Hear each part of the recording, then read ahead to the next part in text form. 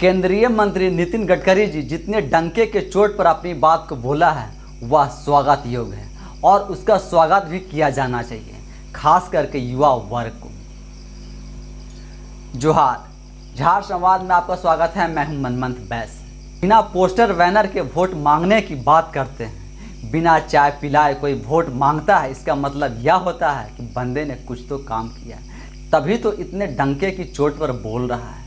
नितिन गडकरी से ज़्यादा लोकप्रिय नेता प्रधानमंत्री नरेंद्र मोदी हैं। वो भी अपने संसदीय क्षेत्र वाराणसी से चुनाव रिकॉर्ड मतों से जीतते आए हैं। अभी आगे भी यह कायम रह सकता है, क्योंकि वाराणसी में उनको अभी हरा पाना किसी नेता के लिए संभव होता मुझे नहीं दिखाई पड़ रहा है या दिखाई दे रहा है। इसके बावजूद प्रधानमंत्री नरेंद्र मोदी इतनी साहस नहीं दिखा पा रहे हैं और बोल पा रहे हैं कि मैं आगामी लोकसभा चुनाव अपने संसदीय क्षेत्र में बिना पोस्टर बैनर के चुनाव लड़ूंगा। वो खुद अपने आप को एक चाय वाला बताते आए हैं, फिर भी वो नहीं बोल रहे हैं कि किसी को वोट के लिए एक कप चाय तक नहीं पिलाऊंगा। केंद्रीय मंत्री नितिन गडकरी ने यह बात महाराष्ट्र के वाशिम में 3 राष्ट्रीय राजमार्ग परियोजना के उद्घाटन में कही है। आप इसे सुन सकते हैं। ते बोलू ते करू आणि जे करू तेच बोलू। राजकारणात खोटं बोलायची काही गरज नाही। मी तर आता यावेळी लोकसभेत ठरवून टाकला, अनंतराव पोस्टर नाही लावणार, बॅनर नाही लावणार, चहा पाणी नाही करणार, द्यायचं तर मत द्या, नाही तर नका देऊ। आणि लोकांना आम्ही तुमची प्रामाणिकपणे व्यक्त सेवा करीन। तुम्हाला माल पाणी मिळणार नाही, लक्ष्मी दर्शन मिळणार नाही, देशी विदेशी मिळणार नाही, मी पैसा खाणार नाही, तुम्हालाही खाऊ देणार नाही, आणि तुमची सेवा मात्र इमानदारीने करेन, मला विश्वास आहे। गरीब गरीब असतो, गरीबाला जात पंथ धर्म भाषा नसते। जे सिलेंडर गॅसचं सिलेंडर ज्या भावात मुसलमानाला मिळतं त्याच भावामध्ये हिंदूला मिळतं। या देशातली गरिबी, भूखमरी आणि बेरोजगारी दूर केली पाहिजे। आज अगर नितिन गडकरी कहते हैं कि किसी को चाय नहीं पिलाऊंगा, बिना चाय के जिसे वोट देना है दे, जिसे नहीं देना है नहीं दे, तो एक बात यहाँ पर समझने वाली है कि अगर आज ये बिना पैसे के काम के आधार पर वोट मांग रहा है तो कल आपका काम भी बिना चाय पिलाए होगा। आपको अपने काम के लिए रिश्वत नहीं देना होगा, पैसा नहीं देना होगा, बिना पैसे के लिए, बिना पैसे के आपका काम होगा। और जो काम वाकई में होना चाहिए, आप भी मंत्री के सामने डंके के चोट पर बोलेंगे और अपना काम करवाएंगे। जब जनता पैसा नहीं लेगी, नेता पैसा नहीं लेंगे, फिर दोनों अपनी बात को डंके के चोट पर बोलेंगे और करवाएंगे। करप्शन फ्री चाहते हैं तो ऐसे नेता और ऐसे वक्तव्यों का खुलकर स्वागत करना चाहिए। हर वर्ग को न खाऊंगा न खाने दूंगा की राजनीति होती है तो ऐसे राजनीति होनी चाहिए। ऐसी राजनीति सबको करनी चाहिए। इससे अच्छे लोग राजनीति में आने को सोचेंगे, युवा लोग आने को सोचेगा। सिर्फ राजनीति में आने के लिए धन बल से समर्थ लोग ही आएंगे, वो मोनोपोली भी खत्म होगी। एक नई राजनीति की शुरुआत भी यहाँ से होगी। एक आम जनता भी राजनीति और राजनेता बनने को सोचेगा, राजनीति करने को सोचेगा। अगर पोस्टर बैनर लगाना नेता बंद कर दे और बिना पोस्टर बैनर के वोट मांगे तो इससे बजट के साथ साथ ये पैसा का देश के विकास के कार्य के लिए इस्तेमाल होगा, उसमें खर्च किया जाएगा। हम लोग सभी जानते हैं कि कोई भी नेता पोस्टर बैनर में अपने घर से खर्च नहीं करता है, और ख़ास करके सत्ताधारी पार्टी तो बिल्कुल नहीं करती है। ऐसे में कोई सत्ताधारी पार्टी के नेता ये बोलता या कहता या करता है तो समझिए कि सरकारी खजाने से खर्च होने वाली राशि चुनाव पोस्टर बैनर में नहीं, राज्य के विकास, देश के विकास के लिए खर्च होगा, देश के कार्य के लिए खर्च होगा, आम जनता के लिए खर्च होगी। जैसे हमारे झारखंड में भी एक बात बहुत आम है एक क्षेत्रीय पार्टी के लिए कि वो पार्टी का कोई भी कार्यक्रम आयोजित होता है उसमें मुर्गा भात मिलता है, मुर्गा भात मिलना ही है। उस पार्टी के समर्थक भी बोलते थे, अभी भी कुछ बोलते हैं कि मुर्गा भात पर वोट दिए हैं, लेकिन अब वो लोग भी कुछ महीनों पहले बोलना शुरू कर दिए हैं कि अब मुर्गा भात में वोट नहीं मिलता हूँ, बहुत मुर्गा भात में वोट दे लियो। हमने के मुर्गा भात खिया के अपने मलाई कोफ्ता खाए थे। मुर्गा भात मटन भात वाली राजनीति को खत्म करने के लिए ऐसे नेता का होना जरूरी है, ऐसे वक्तव्यों का होना जरूरी है, ऐसे विचार का स्वागत होना जरूरी है। अभी आप झारखंड के रांची में देखे होंगे कि आसू पार्टी के महाअधिवेशन में पूरा शहर पोस्टर बैनर से पाट दिया गया है।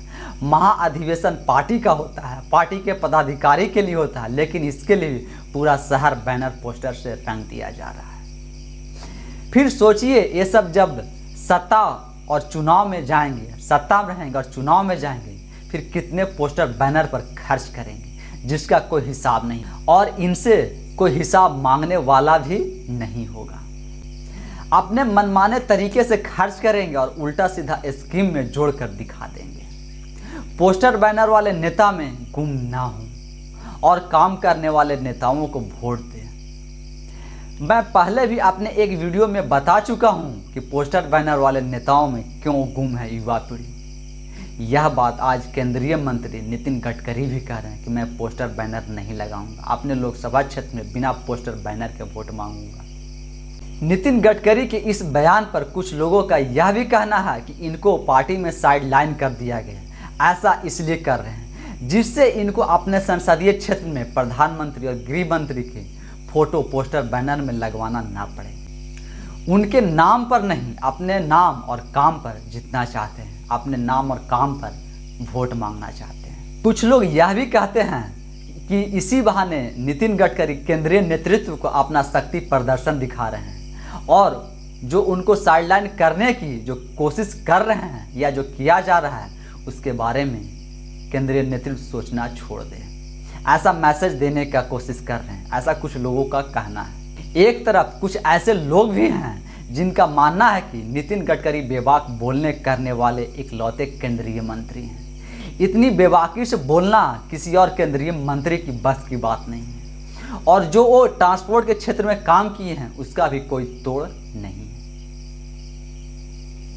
मैं अगर ये सब हवाई बातों को कुछ देर के लिए मान भी लूं, तब भी कहता हूं इतनी बड़ी साहस दिखाना या करना सबके बस की बात नहीं। चाहे कारण जो भी हो, उससे कोई फर्क नहीं पड़ता। फर्क पड़ता है तो सिर्फ राजनीतिक इच्छा शक्ति की, और ऐसा इच्छा शक्ति आज नितिन गडकरी दिखा रहे हैं। कल हो कि ऐसे करने वाले 2-4 और निकल के आएंगे, फिर धीरे धीरे इसकी भी चलन बाजार में आएगा कि सिर्फ बड़े बड़े पोस्टर बैनर होर्डिंग से चुनाव नहीं लड़ा जा सकता है। बिना पोस्टर बैनर होर्डिंग के भी चुनाव लड़ा जा सकता है। काम के आधार पर चुनाव लड़ेंगे और जीतेंगे। देश बदल रहा है, ऐसे बदलाव का दिल खोलकर स्वागत कीजिए और बदलाव का हिस्सा भी बनिए। जो हिस्सा नहीं बन सकते हैं, कम से कम वो समर्थन कीजिए, क्योंकि ऐसा बदलाव देश हित में बहुत जरूरी है और ऐसा बदलाव होना चाहिए। फिर थोड़ा सोचिए कि हमारे देश में कितना कुछ बदल सकता है। पैसा बहाया नहीं जाएगा, संसाधन के इस्तेमाल जरूरी चीज़ों में होगी। इधर से मैन पावर का इस्तेमाल भी किसी और एक कार्य के लिए होगा। नेता में जो पोस्टर बैनर वार चलता है, लड़ाई चलता रहता है, वह भी खत्म होगा। जो व्यक्ति धन बल से मजबूत नहीं है, वो भी राज्य और देश के लिए काम करने की इच्छा शक्ति रखता है, ऐसे लोगों के लिए भी राजनीति में आने के लिए एक आसान रास्ता खुल जाएगा। वह भी राजनीति में आसानी से आ सकते हैं और कर सकते हैं। अगर ऐसे नेता और ऐसे वक्तव्य का स्वागत नहीं होता है, ऐसे नेता चुनाव हार जाते हैं, इसे सिर्फ एक नेता का हार नहीं माना जाएगा। इसमें बहुत सी चीज़ों का हार माना जाएगा। इसमें ईमानदारी की हार मानी जाएगी। जो व्यक्ति काम किया है वो काम की हार मानी जाएगी, और भ्रष्ट की जीत होगी, भ्रष्टाचारियों की जीत होगी, ईमानदारी की हार होगी। कि आगे से कोई भी नेता फिर काम पर फोकस नहीं करेगा और अपनी चेहरा चमकाने में ज़्यादा लगा रहेगा, और बड़े बड़े पोस्टर बैनर विज्ञापन में ही ज़्यादा दिमाग और समय लगाएगा। काम की जगह पोस्टर बैनर ले लेगा। फिर हम सब यह कहते रहेंगे कि हमारे यहाँ का सिस्टम ठीक नहीं है, हमारे देश के नेता भ्रष्ट हैं, उनके पास फ्यूचर प्लान नहीं है, फ्यूचर मैप नहीं है, उनके पास काम करने की इच्छा शक्ति नहीं है। इसलिए ऐसे नेता का जितना जरूरी है, ऐसे वक्तव्यों का स्वागत करना आज बहुत जरूरी है। एक सकारात्मक राजनीति के लिए, एक सकारात्मक पहल के लिए, तभी उदाहरण बनेगा और आगे अनुसरण भी किया जाएगा। आप उनका एक और वीडियो देखिए और सुनिए क्या बोल रहे हैं, फिर आपको बताते हैं उसके बारे में। 20-25 हजार मुस्लिम बंधु होते, मैं चला सांगितलं तुम याद रखना मैं प्योर आरएसएस वाला हूँ, चड्डी वाला हूँ। अगर वोट देंगे तो बाद में पछताना नहीं, वोट देंगे तो भी तुम्हारा काम करूंगा, नहीं देंगे तो भी काम करूंगा, चिंता मत करो। पण मी कोविडमध्ये त्यांच्या सगळ्यांचे प्राण वाचवले आणि मग मला जेव्हा विचारलं कि चुनाव के दिन अभी तो बड़ा स्वागत कर रहे हो, चुनाव के दिन कहाँ भाग गए थे? बोले जरा इस बार अड़चन थी पर अगले बार वोट काउंट कर लेना। आप कोई जात के नहीं, कोई पंथ के नहीं, कोई धर्म के नहीं, आप हम सब के हैं। आणि म्हणून काम करणाऱ्या माणसाला लोकांचं प्रेम नैसर्गिकरित्या मिळतं। मला विदर्भातल्या जनतेचं, महाराष्ट्राच्या जनतेचं आणि देशाच्या जनतेचं हे प्रेम मिळालं, हीच माझी सगळ्यात मोठी पुण्य। इसी सभा में उन्होंने एक बात और कही है कि 20 से 25 हजार मुस्लिम बंधु वोट देने के बाद पछताना नहीं, वोट देने से पहले सोचना फिर बाद में पछताना नहीं। मैं असली आरएसएस चड्डी वाला हूँ, आप मुझे वोट देंगे तब भी आपके लिए काम करेंगे, आप अगर वोट मुझे नहीं भी देंगे तब भी मैं आपके लिए काम करूँगा। देश के लिए सेवा करना, गरीब के लिए सेवा करना ही मेरा काम है। गरीब कोई जाति का नहीं होता, कोई धर्म का नहीं होता, गरीब सिर्फ गरीब होता है। जो एलपीजी सिलेंडर हिंदू के लिए है, वही एलपीजी सिलेंडर का मूल्य मुस्लिम के लिए भी है और अन्य धर्मों के लिए है।